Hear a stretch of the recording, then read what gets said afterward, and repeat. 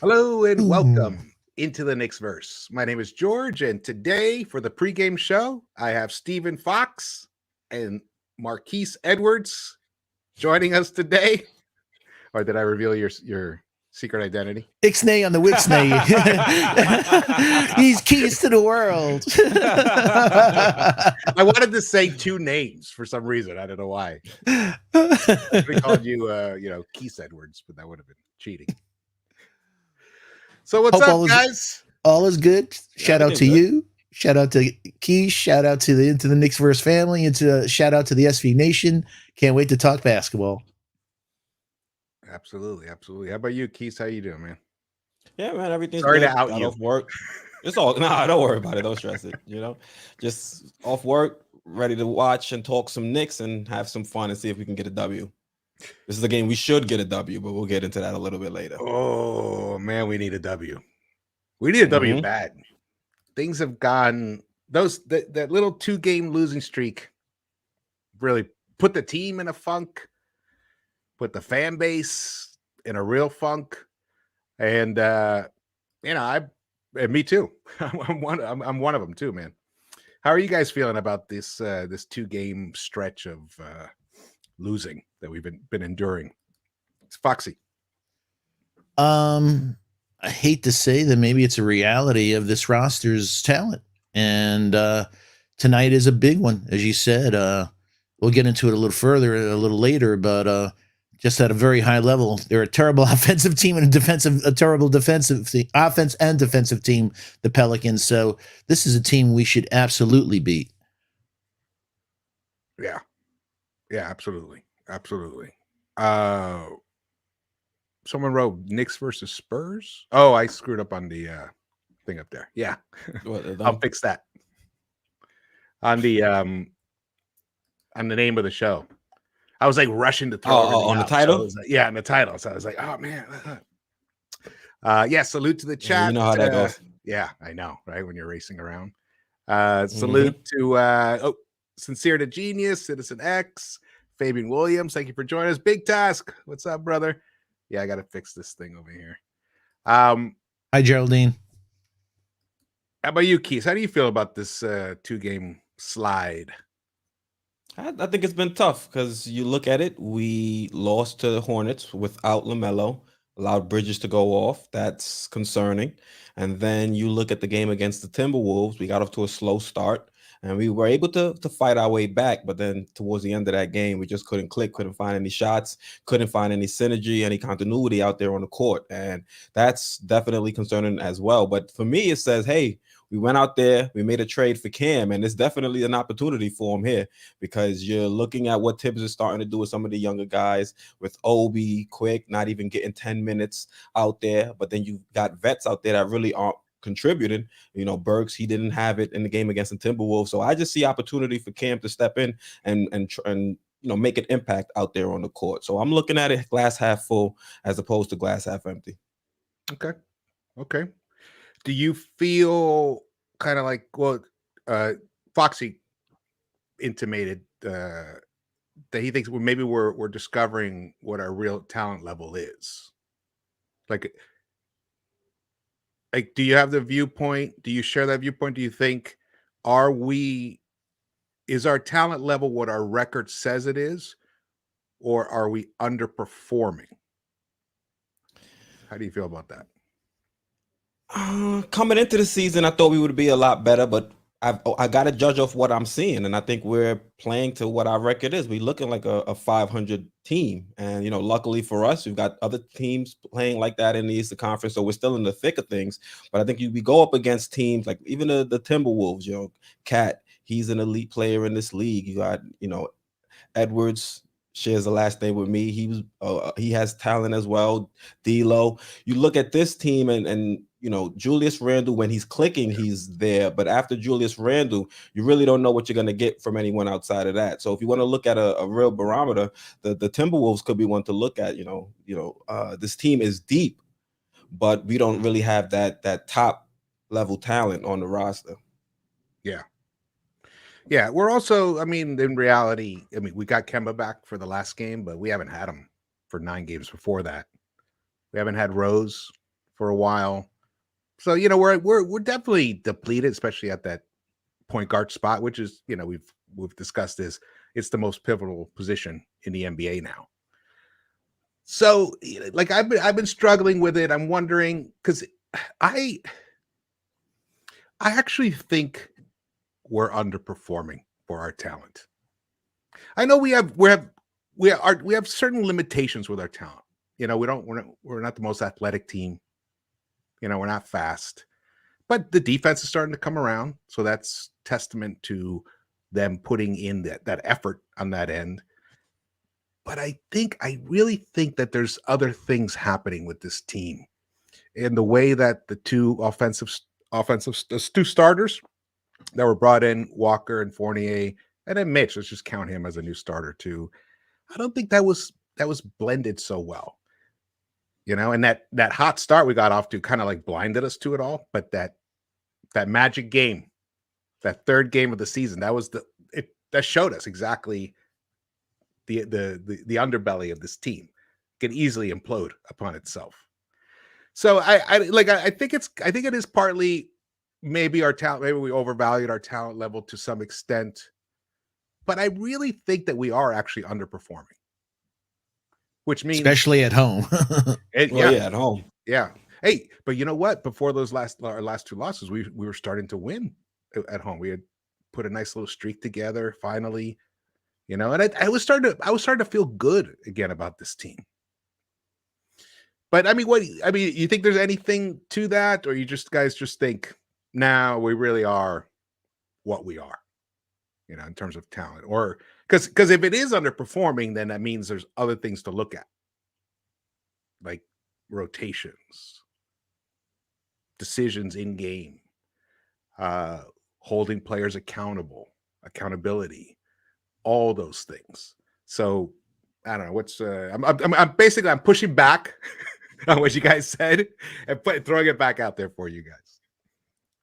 I'll go with Foxy. But Foxy looks ready to go, but no, I have Lupe in my head. You are what you say you are. So I'm going to a rhythm in my head. Yeah, I think they are. You know, what we're seeing is the reality of inconsistency, and like I said, both at home and, you know, it's teasing the Knick fandom hard. Okay, RJ's got into his groove. 2 games with 13 turnovers. What?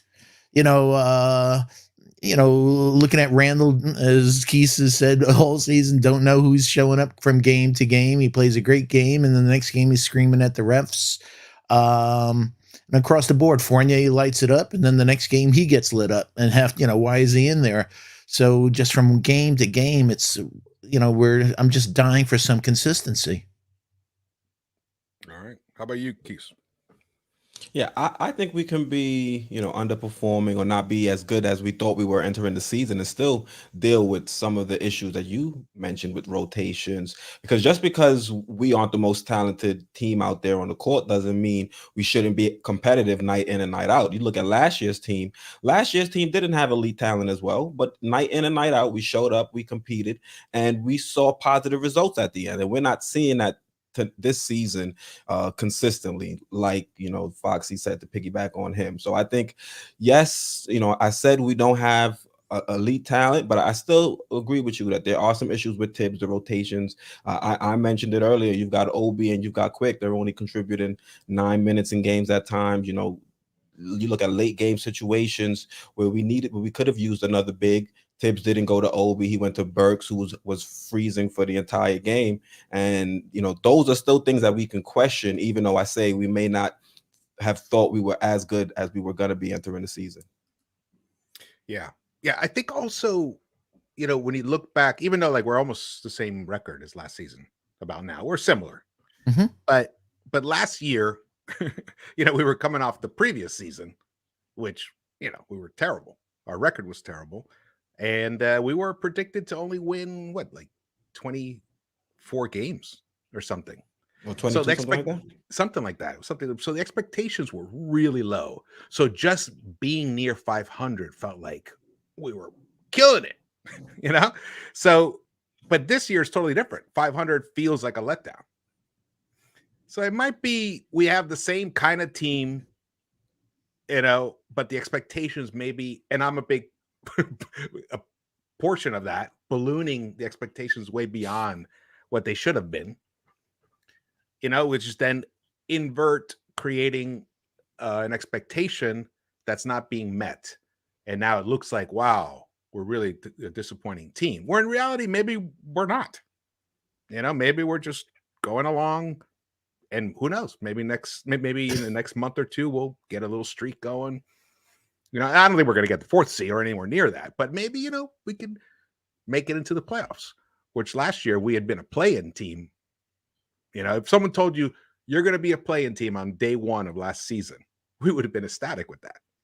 We ended up being 4th seed, so I think expectations have also hurt us, but I think there is something in the dynamic of the players themselves. They're not gelling. They're not gelling at all. Different clicks on the team. Mm-hmm. But George, like also to add to that, it's not just the expectations. It's the fact that when you look at a team and you're looking at a process of building a culture, you want to continually take steps forward. And I think this season, a lot of fans feel like we've taken a step back, and that's where you see a lot of the disappointment stemming from. Like you mentioned it, the year prior, we were not good at all. Then we ended up being the 4th seed. Now, a lot of us wanted us to at least reach that mark and then take a step forward. Now you're saying we're going from the 4th seed to down to the 10th, 11th, and 12th seed.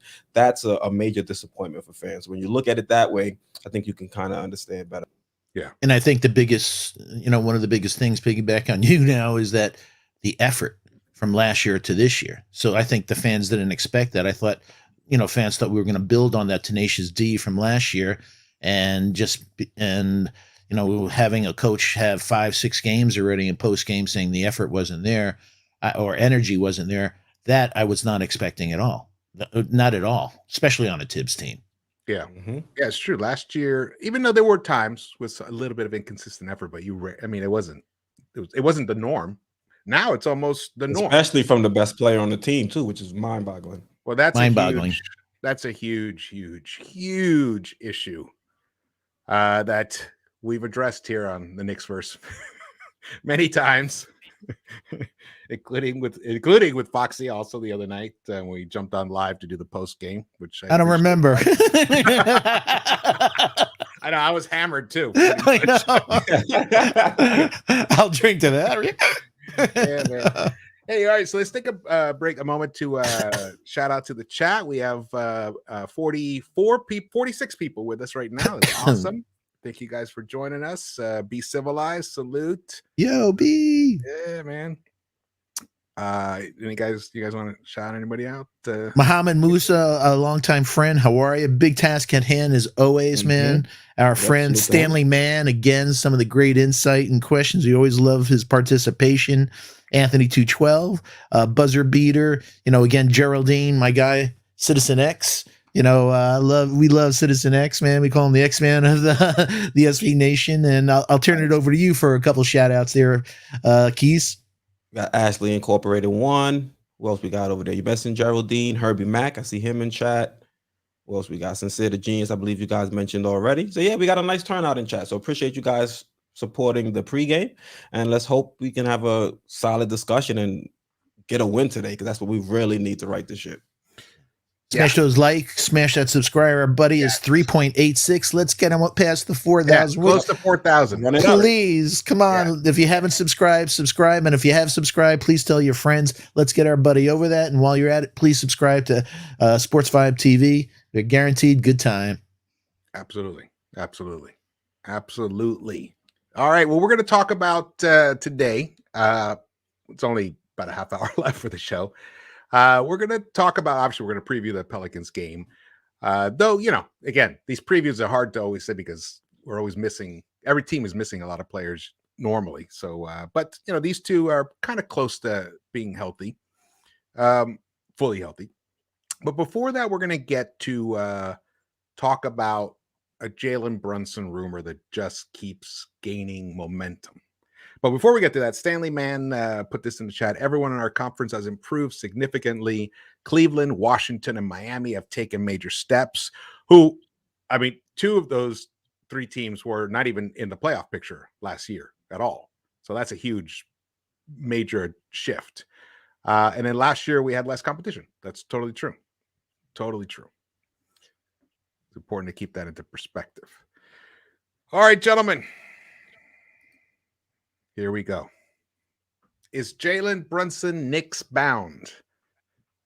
Is his destiny? It feels like there's so many factors that are pushing to make this happen.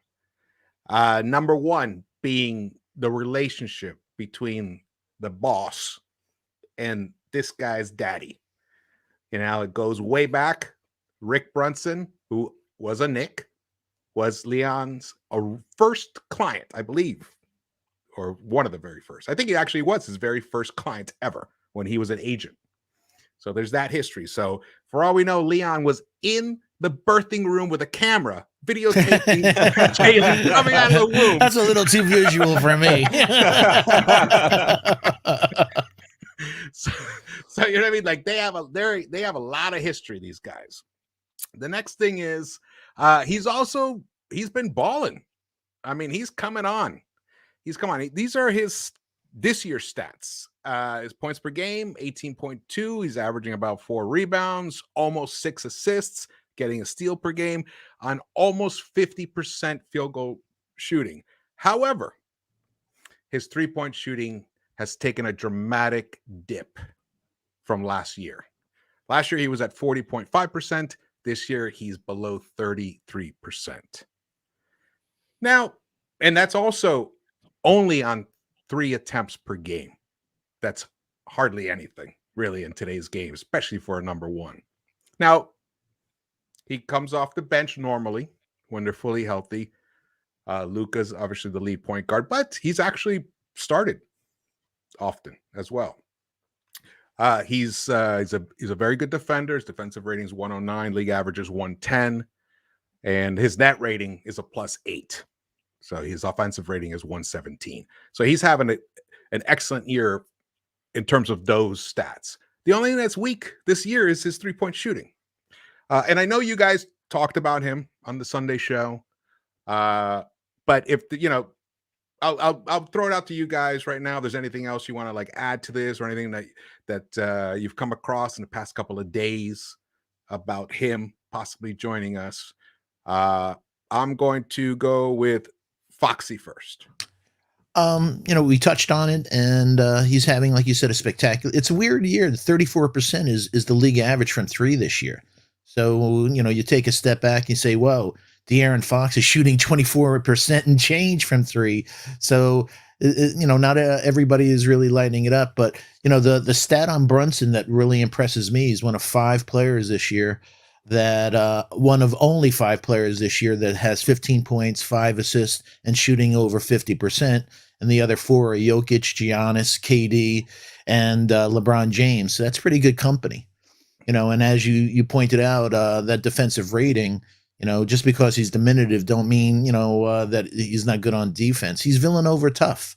So with that and what you were alluding to, his connections, and we touched on that, he grew up in a professional environment. He knows the sport, well. He has excellent handles. So if we could get him, and also the thing that we touched on, they are limited at 13.9. They can't go 1 penny over 13.9 million Dallas.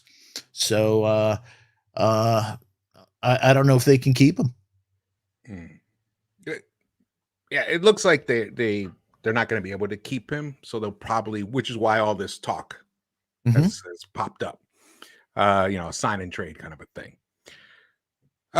Or we just, we trade for him and then we extend him, or we give him a nice contract. What kind of numbers you think we'd be talking about in terms of re-signing him? Quis, you want to take it? I'll stick with Foxy because I have a specific question. Okay, I was thinking in the 15 to 18 million range. I know he said 20, but I was hoping maybe a hometown discount because of that relationship and stuff like that. And I also had a crazy other thought today in the last couple of days. Rokas. Dallas has had a history of liking European players. So I thought maybe Rokas in a trade. He's making 1.8 million this year. So I was hoping that them loving European players in the past and nurturing it, that maybe Rokas could be a trade piece that we can get him. Cool. Actually, that was kind of like what I was going to ask Quis. Damn it! I didn't know. I'll take it. Wait, no, what kind of deal you think? Like, what would it cost us to be able to bring Jalen over before the trade deadline ends? Quis. Me? Yeah. To be honest, I'm not exactly sure what it'll cost. I know what I'm willing to give up. I don't know if I would include a first in a deal, but if it was just going to be Rokas and maybe an additional second, you might get me to the table. The issue I have with going after Bronson is I don't want to pay twice. So I'm going to have to give up Rokas, who I dropped a video on the channel showing what he's been doing over in Europe. And he's looked like a solid point guard, a backup point guard, I think is where his ceiling it may end up being. But I think he's still a solid point, he's still a solid player that has potential here in the league. So I don't know if I'd want to give up too much for a Brunson, knowing that we're now going to have to potentially give him the bag. That's one thing I don't like to do. I was willing to do it. Totally agree. Yeah, I was willing to do it last season with Alonzo, even though now he's hurt because, he's a big point guard. He was shooting the three around 40%. He was playing elite level defense. So I was willing to do that move. But I don't know if Brunson would move the needle on the Knicks enough for us to give up the assets in a trade and then also give him a contract. Because what if he hits the market and says, hey, I feel like I can be the next Fred VanVleet and I'm going to better myself and I want that type of money. Then we're going to have problems. Yeah. True. Like, because we've talked about that there's a dearth of young point guards that are available. So some team might be like, yeah, we'll throw 24, 25 million at you. It's overpaying. Do we want? Yeah, I know, but you could see someone doing that. But no doubt. They're not going to give up assets. It's just money to them if they have the money available. But we're not in that situation anymore. So it's tricky. It's not as seamless a fit as we would think, because he's really not, in my opinion, he's not a starting point guard in the NBA. He's a very good player, but I don't think he's a starting point guard. I even saw someone posted in there, I'm not feeling Brunson. There's something about him. I'm not sure. It's not, doesn't quite he doesn't feel like doesn't move the needle. Doesn't move the needle. Yeah, but a starting point guard, is that in a real good starting point guard? Isn't that in the 30-35 million range? Yeah. And there's a reason. But do you think you can see us winning the championship, Brunson running the ship? No, but I think he's the type of point guard that's not a ball dominant. So with RJ and the other guys, short term, he may, for the next few years, if this is the lineup we're going with, he'd be somebody complimentary to allow the development of RJ and others, because he's not a ball dominant point guard. We have that, and he just went 16 for 16 in Westchester. the player. Yeah, if only. Yeah. Hey, Deuce will be there. The problem is one guy's 25, one guy's 21. So can we wait a few years for Deuce to get those handles and get that playmaking skills to a level? He already is a better defensive player, I think, or at least on par, until he gets the reps. But he definitely has the talent to be a better defensive player. It's just the other elements that Brunson is at this point, has much better handles than Deuce. Yeah, I agree. Oh, just we got this super chat. Thank you so much, Buzzer Beater. He's like, trade Fournier, Walker, and a first for Halliburton. Hey, that's actually I don't know if the money's line up, but yeah, I don't know if the money lines up. But it's kind of sad that we'd have to give up all that, and we could have just drafted him for Halliburton. We could have just drafted him. Oof. Meanwhile, Obi can't hit double-digit minutes. It's crazy. Yeah. But I wouldn't be surprised if a conversation like that happens. I'm not sure they'll pull the trigger on it, but either side, honestly. But we'll see.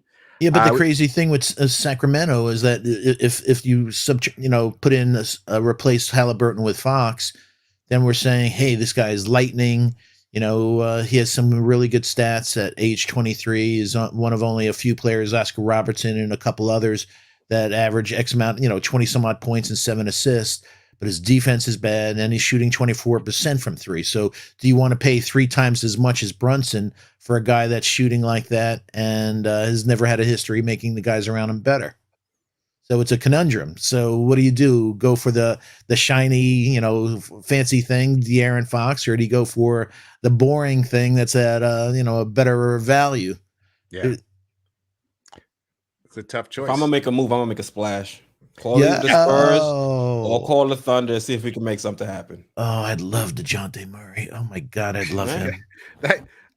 Those are the type of moves we should be making. Did you see that between the legs bounce pass? Oh my God, it was killer. And the way he just came up the court, he was just so slick, and then boom, did that. And Murray's not leaving San Antonio. I know. I mean, we'd have to overwhelm them. It would just be crazy. And I don't even think we have stuff that they necessarily want. So, but OKC is a possibility.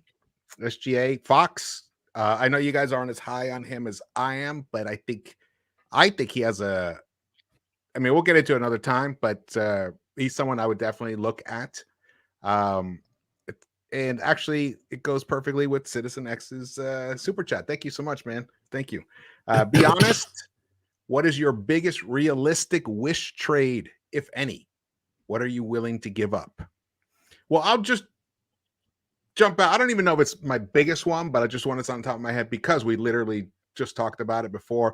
I would be interested in a Randall for Fox trade at its core. What other elements are attached to it? Not sure, but basically I would be interested in that kind of a trade. And for one reason mostly is it would solve our point guard issues for at least, 4 or 5 years. He's young, he's dynamic. Is he flawed? Yes, but he had a pretty excellent season last season. And I mean, the guy that I mean, other than this year has definitely been a down year for him, but man, his athleticism is just something extraordinary. He's dynamic. He's electric. When you really, even though a couple of times I've been watching him, when they needed a bucket, he hasn't gotten it for him, but then you look at his box score, he has 27 points on 10 of 17 shooting. And then I'm bummed that he didn't hit that game winner. You know what I mean? So it's not like he's not a Chris Paul at all, that kind of realm of point guard. He's just dynamic, athletic, a bit. I don't know. I would definitely go for that kind of a big splash trade with those two. I will go with Quis this time. How about you, man? Well, I'd probably go for his backcourt mate and go after Halliburton if I was going to make a big splash deal instead of going after Fox. Because like Foxy said, Fox and Foxy. Like sounds Fox like a said, law firm. Yeah, right. Like Foxy had said, with RJ, we looked good with the offense running through RJ. So if you can bring in a player like Halliburton that can play defense, that can knock the three, has solid, nice size, and has shown the ability to play off ball well and still be effective, that's the move I would make if it was going to be realistic. But if you want me to be unrealistic, then like I said, I'm going after Murray or SGA if they're available. Citizen X paid $5 to hear our realistic wish trade. I gave you Halliburton. All right. Hey, Halliburton he's been talked about. Even though the Kings also then came out, or someone made a report that the Kings are not looking to trade Fox or Halliburton, but they want to build around them. And that kind of came out in response to this whole rumor mill of them looking to trade anybody. Fox for Ben, I think, right? Or was it? Yeah, the Fox for Ben, yeah. How about you, Foxy? What's your biggest realistic wish trade? I think he touched on it. If you even have one. No, I think you just touched on it. Getting the salaries in ballpark. So Randall and Fox is a realistic trade because of salaries. Yeah, that's the other thing. Salaries. Yeah. So when I looked at that, No, there's another guy. Ages are a little similar. Yeah, the other guy on the team is Buddy Hield, that is in a similar salary as Randall. But we need a point guard, so I'm with you. So that to me is the most realistic because of them having both Halliburton and Davion Mitchell as insurance for that point guard position going forward. So yeah, I'm with you all the way. I think that's the most realistic one. Yeah. It'd be interesting. I mean, haven't really heard any much other than the Tommy Beer putting out his proposal and stuff. It's been a little bit shrouded in secrecy about whether that's even been discussed at all. But I think it has. I think they definitely have at least kicked the tires on it, both teams. And because it actually makes sense. It makes a lot of sense for the Kings. Here's how it makes sense for Kings. They can say, yeah, we're trading away De'Aaron Fox, who, is our quote best player, but we're getting back a second team All-NBAer.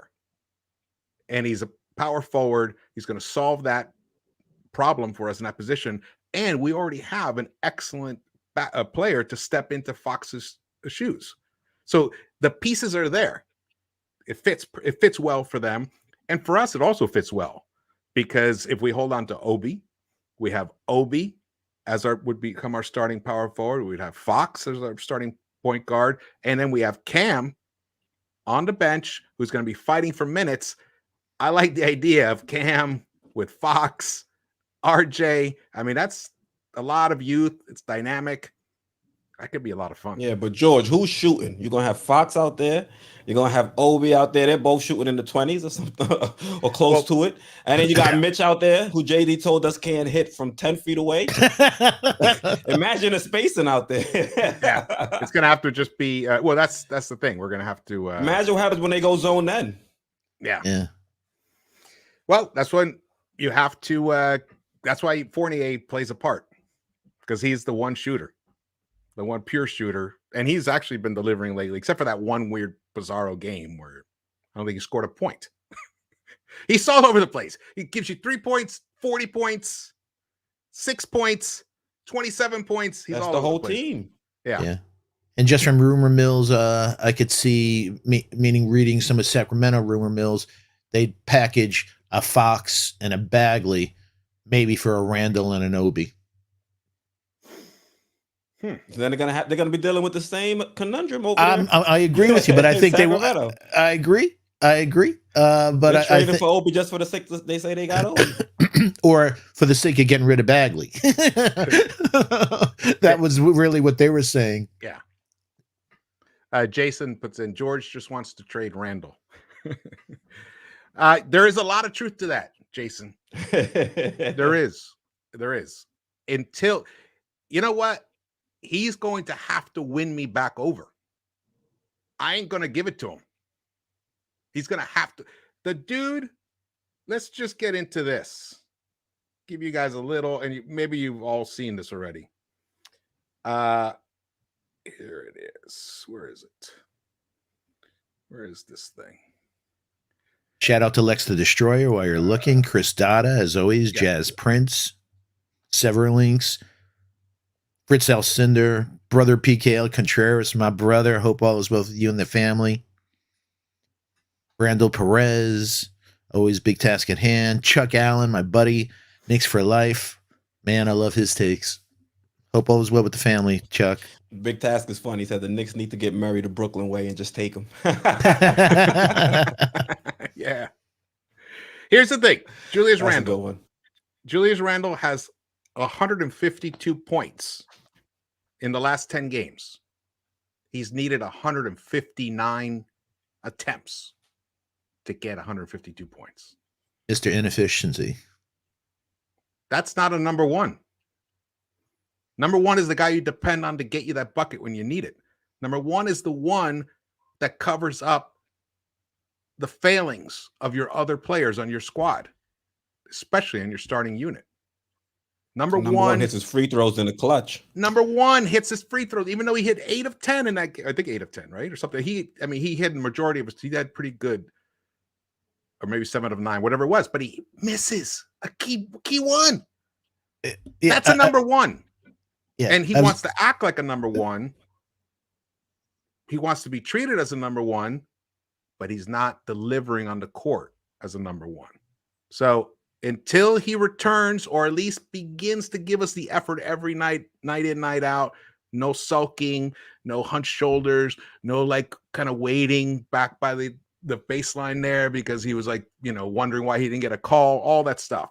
Until all that is gone, I'm probably not going to move off this trade Randall because his value is still high. He really is. He is a top power forward still in this game. Unfortunately for us, we have a lot of holes that he does not cover up. That's just my feeling about that. Yeah. I said to a friend of mine today that the only thing scarier to Knicks fans than having the game on the line with 8 seconds to go is giving the ball to Randall for an ISO move. Is Randall getting fouled doing an ISO move? That's even more frightening. Yeah. Yeah, I think. I mean, I've been hearing from everybody. They're like, I knew he was going to miss that first free throw.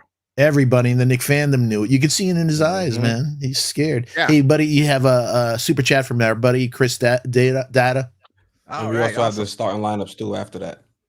Yeah, anybody let us know if you heard about Devontae Graham. He's had a bad ankle, so he was. I don't know. I know Kemba's starting. According to we surveyed 100 people. He put it down. Yeah. God bless him. All right, Quis Data, thank you so much, man, for the contribution. The league changing from Spalding to Wilson may be a reason for the down year in shooting. Obi and Fox will have better 3-point numbers next season. There's a lot of truth to that. There is a lot of truth to that. Great point. And I've heard other players say it. Even RJ, I can't remember at one point, but he talked about it a while ago. He said, "Yeah, we had the ball over the summer, but it just when you're used to a certain kind of ball your whole life, and then suddenly it changes. It takes a while to get used to it." There's that, and then you factor the crowds, and you factor all the extra stuff that players and everybody attached to teams have to go through for COVID, the deal with COVID. Everything takes a little longer. There's the testing, everything. It just eats away time that you probably used to spend just on the court shooting. So the demands on their lives have also taken a toll. So that combined with the 3-point, the ball, combined with the new ball, has definitely impacted 3-point numbers. And I could see, I do feel like the Fox's dip is not like a permanent dip. He's a decent, mid 30s, 36 kind of guy. I see him in that area, which is nothing spectacular, but it's definitely a lot better than 32%. So, or whatever. What's he shooting now? 24.8. 24. Yeah, that's ridiculous. That's ridiculous. Yeah, 36 is what is above league average, right? 34.8 is the league average. Yeah, that's a pretty good shooter at year. 36. Last year was higher. Yeah. Yeah. So that's why the point by Chris about the ball was a great one, man. Yeah. Yeah. Thank you for that, Chris. Yeah. Killer take. All right. Knicks versus Pelicans. Knicks are 5-5 in the last 10 games. Pelicans 4-6. We're only scoring about 100.5 points per game, and we're allowing 101.1 points per game. So we're a minus differential there. The Pelicans are allowing a lot more, 111.7 points, and their differential is a minus 4.2. So you can just see it right there. We should win this game. We're a decent rebounding team. Look, they're not so bad, 44.1%. Our assists finally got back over 20 per game. It was at 19 something. Really dismal. I want to see what our turnovers per game is like after our game. Oh yeah, on Tuesday. Jesus, and foul shooting. Yeah. Actually, we were a pretty decent foul shooting team for a stretch there. I don't know what the numbers are right now, but the field goal percentage, 44.5, and they're 43.9%. So this is looking like a game that we should definitely win. Brandon Ingram's having a good season, 22.7% points per game on 44.3 field goal percentage, hitting 82% of his free throws. It's nice. Randall's below 20, below 42% field goal. His free throws are 76.2%, but the ones he misses kill us. Valanciunas is leading rebounds, 12 per game. Randall's at 10. Assists, look at that. 5.2, basically almost similar. 5.2, 5.1 to Randall. And let's see, the Pelicans. So yeah, they lost that game to the Celtics. The Nets, they beat the Clippers. They destroyed the Clippers. Just such a weird league, NBA. And we lost those last two there. So what are you guys expecting for this game tonight, Quis? Well, I'm looking to see what Mitch does against Jonas. We already know how Mitch can have issues with bigs that can step out and knock down the three. So I want to see how Mitch shows up today. I want to see him be a beast out there on the boards too. As you can see, Valanciunas is a monster in the paint when it comes to rebounding. So it's going to be a tough matchup for Mitch. And we're saying it time and time again, Mitch is an impending free agent. And if he wants his money, it's matchups like this where we want to see him start winning them.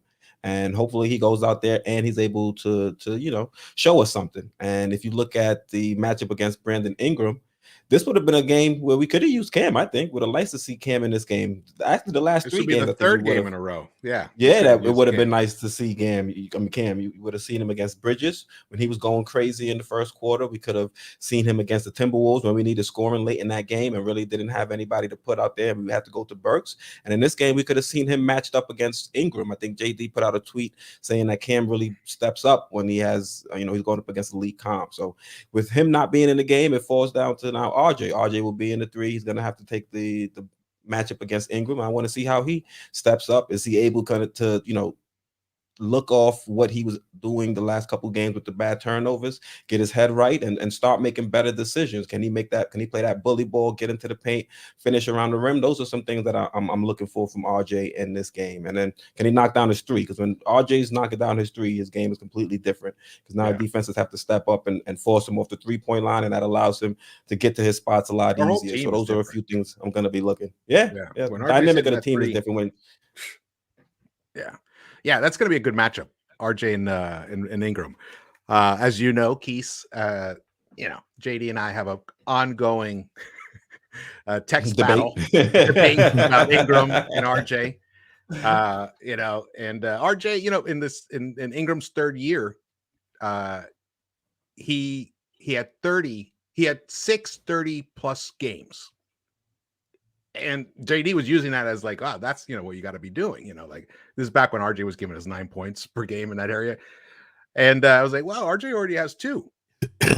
And he, JD had forgotten because of his inconsistency. And now he's gotten 2 more. He had him back to back. So now he's up to 4. So the guy is coming on. He's young. He doesn't have the, the length, obviously, that Ingram has. It makes it easier for him to get his shot off, but he's stronger. He's stronger than Ingram. So it's going to be an interesting battle. I actually expect RJ to do well tonight. I think he's going to have a nice bounce back game. For all we know, he'll get 30. He'll get 30 tonight.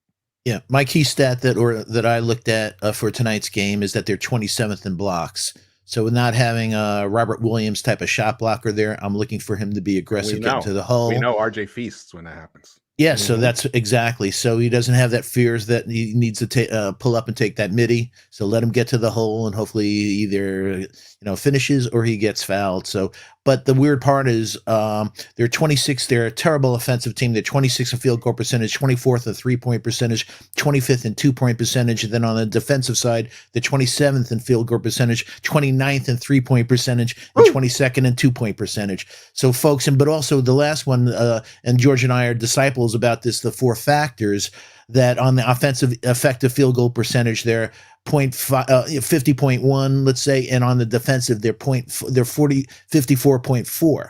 So they're giving up a hell of a lot more. So that's a real anomaly. So, folks, we should really win this game. They suck on both sides of the ball. Yeah, we should actually. Let's go back. Oh, here, good. This is what I want to see. Not that. This here. So, remember last game? I almost predicted the exact score. Remember, Keith? I said, look, so the Knicks need to score more than 110 to win. And they almost did it. Almost did it. We pushed. We pushed. And they give up 110 points a game. Yeah. Well, they're giving up 100, almost 112. So, but we're down in the last 10, exactly. Yeah. So the way I look at it is I split the difference. So here we should be able to score about 106, 107 points. And we can hold them to 103. So we can win this game, 106, 107. 107 to 103 in that realm. But if RJ, starts cooking and Randall starts cooking, I have a feeling we're going to see the team really, really, really heat up today and do really well today. We just don't want Devontae Graham cooking. Yeah. Well, we know someone's gonna have a career half. Some opponent. Did you give D Nice that shout out? Yeah, man. Thank you, D Nice, so much for your contribution, brother. Really appreciate it. Really appreciate it. And the whole time you've been an awesome supporter of the Knicks-Verse. Shout out to Jay Boogie. We love you, Boogie. Jay Boogie. Yeah, salute to Jay Boogie. Yeah, let's see. Throw his up here. Salute, brother. We now stepping into the Knicks-Verse. 3 of the best getting us amped up for this game. Ain't nothing but true facts laid. Support the channel. Thank you, brother. Thank you, brother. Like that. I love that, man. Yes. Salute. George and his Jay Boogie voice. Jay Boogie voice. Yeah, let's do my own little impersonation. They say Boogie, why you talk like that? Into the Knicks-Verse in the bar. I spit bars, that's why I talk like that. Yeah, man, that's funny. That's funny. Hey, man, so we got this. What are your score predictions for tonight? Because the game's going to start pretty soon. I don't go. I'm not a guy into the score, but I do hope, and I think the Knicks are going to win this one tonight, folks. Yeah, it'd be nice to get us back to 500 too.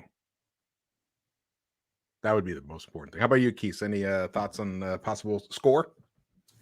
I think we figure it out offensively. The guys come out motivated, and we win 115 to 109. Ooh, nice. Yeah, it's Kemba. Kemba's starting again, right? Is that for sure? Yeah. Okay. I saw that from Ian Begley too. All right, cool. Because sometimes, the other game, you never know with Kemba. Yeah, you never know with Kemba. So Kemba's starting again. I expect him to also have another good game. Look, we're going to get at least 3 more good games out of Kemba before he needs to take a break. Statistically, you're right. So let's enjoy him now. Get those. And Tim doesn't sound pleased about it either. So we'll see how that goes for the remaining portion of the season. Hey, you got a super chat from a really good friend, L. Marshall, man. Hope all is well. Thank you so much, brother. Wow. Excellent. Thank you for the contribution, man. Really appreciate it. Really appreciate it. Yeah. What were you saying, Quis, about Thibs not being happy about it doesn't seem like Tibbs was too happy with the way Kemba has been monitoring his knee and things like that. He didn't sound happy about it when asked when he was going to return. He just said, "Don't know," just blew it off. And he said, Kemba's dictating his terms when he comes, when he's able to play and when he's not. So I don't think Tibbs is too happy about that. I think there was some rumblings that the reason Kemba lost his spot was the fact that he didn't want to play the back-to-back and Burks had to start. So something to keep your eye on as the season progresses. Yeah. Hey, before we just have a few minutes here. All right. So there's a possibility. I mean, right now, for you, if you guys heard Ian Begley talk about it, I think it was today. He said that the Knicks, we're not going to be sellers. He doesn't see the team being sellers. I haven't decided yet, as we've talked about, what is the best approach for this exact team. But I did put out a tweet that I said I would rather roll with young players, with the young core, and lose than be a middling team shackled with vets and just be 500. How do you guys feel about that? I mean, I know. I just want you guys to share with everybody else. I'll start with Quis. I totally agree with you. You said it in a response to one of my retweets, I think, of Bobo going off in the first half. So make sure you guys follow at Into the Knicks-Verse on Twitter and follow at Sports Vibes TV for updates on our channels. But I agree with you.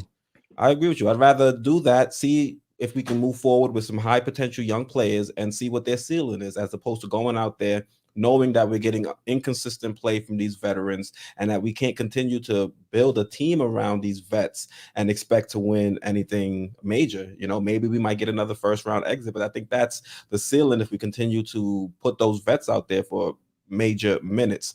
So I would definitely prefer to go with a team that's, playing Cam a lot of minutes, playing Obi a lot of minutes, going out and trading for Mo Bamba, playing him a lot of minutes, and seeing what we can do with those pieces together. But I just don't think the vets are the answer. And I don't think this team is set up to be sellers, because most of the teams that are sellers, they've got vets that are positive assets and usually on shorter deals. A lot of the vets we have, they've got at least another year or some change. We've got Burks, and that's it. But you know what? I think that front office strategy has shifted, Quis, from years past, where there was a higher value to an expiring contract than there is now. Because the free agency markets are so thin now that everything's a lot of it is sign and trades. So even though it's not just that, though, you look at the players, even the ones that are only have a year left, they're like not Burks. Really Let's talk about like Burks. Use him as an example. Yeah, even Burks is inconsistent. So me as a contending team, I'm going to invest draft capital that's probably going to be a late pick. But if I go out there and bring Burks, is he going to bring it for me every night? And then there's too many questions, too many variables, because then you can always look at the counter argument and say maybe Burks is so inconsistent because there's no stability with this rotation. It's in a constant state of flux, and now he's being asked to do too much. So the Knicks, I think, it's weird to gauge this team as sellers because there's so much inconsistency up and down this lineup. And with these vets, I don't know if other teams would be willing to bring them on with their salaries, even though they're not terrible salaries. It's just the players aren't performing even close enough to what they're being paid for teams to warrant it. All right, Foxy. I agree with Keith that, and with just meaning. Okay, thank you so much. No, okay.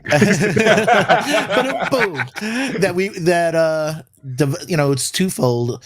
From a development standpoint, it would be invaluable for the kids to get real reps, real game time reps for them to develop, and also for the talent evaluators of this team to see them have those reps, so to better assess them. It's very hard to see talent if they're not getting real game minutes. So I think it's a weird win-win. And why the hell would you want to play journeyman? What's that going to do for your future? So if you want to build your future, start with the kids and really find out who the ones have game and who have potential to have the game, or who the ones you have to move on from. Okay, so there you have it. We're all on board. We definitely would embrace a youth movement because we have some talented young players. Mm-hmm. We've had two excellent drafts, and let's find out what their ceiling is. One thing for damn sure, you're not going to hear him talk about energy issues if he plays the kids. Yeah, exactly. Mm-hmm. Exactly. So we're getting close. I think this trade, the trade deadline and how we perform up until then is going to really decide a lot. I don't think we're, like you said, I don't think we're going to be sellers where we just just go and clear the cupboard. I don't think we're going to do that at all. But I could see if the right offer comes for a Burks, right value offer. Yeah, right value offer for a Burks, because we do need to open up some space, or else how can we find out what Cam has? And he's going to play. He has to play. Yeah, you don't make that trade. You don't give up. I mean, we say that, but we invested a high pick in Obi, and he doesn't play. So you never know with Tibbs. It's true. That's the frustrating part about being a Knicks fan right now. Yeah, but Cam's skill set is so much at another level than Obi's, man. Yeah, definitely. I mean, his handle and his shooting and his defense. But other than that, they're equal. The defense. I'm not that.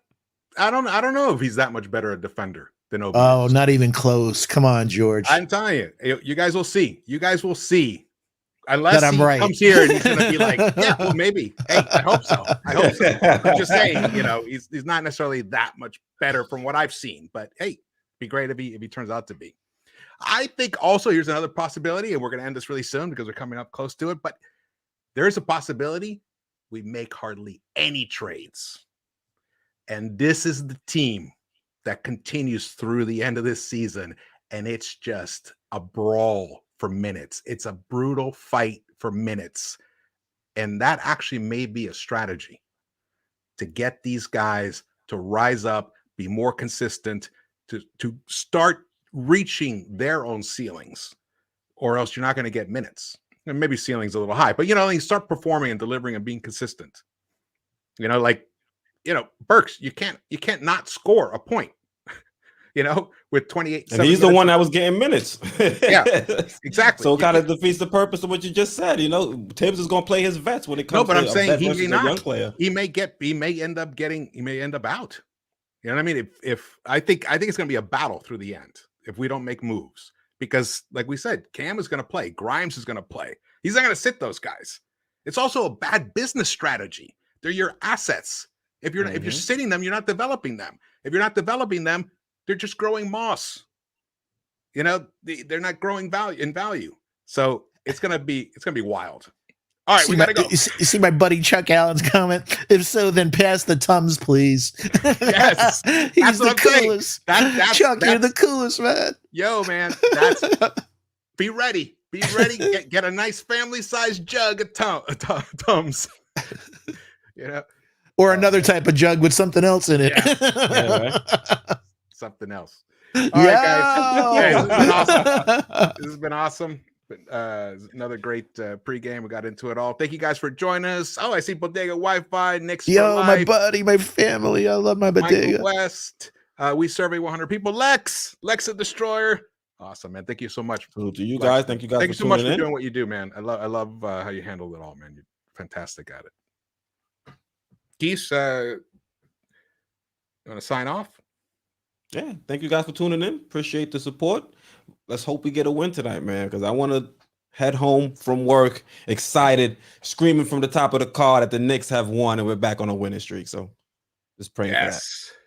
Foxy, and say your goodbyes. Again, let's go Knicks. I think this is absolutely a game. I feel very strongly we're going to win tonight. So let's go Knicks. I want RJ to bounce back from those 13 turnovers in the last 2 games. Want us to play a good, hard, tenacious game, and we protect our home turf. I like that from Foxy. Remember 2 or 3 weeks ago, Foxy couldn't say if he were going to win or not. Now he has strong conviction that this team is going to win. I like that.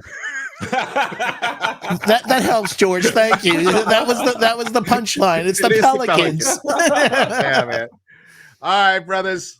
Let's win this game. Knicks Nation, you're the best fans. I love it. I love doing this, man. This is fun. I get whenever I'm down or whatever, I'm like, hey, I get to talk with my buddies about the game and stuff and chat with everybody. You're blessed. Best part of the day. All right, guys. Well, you know what time it is. It's time to say, I will see you around the Knicks-Verse.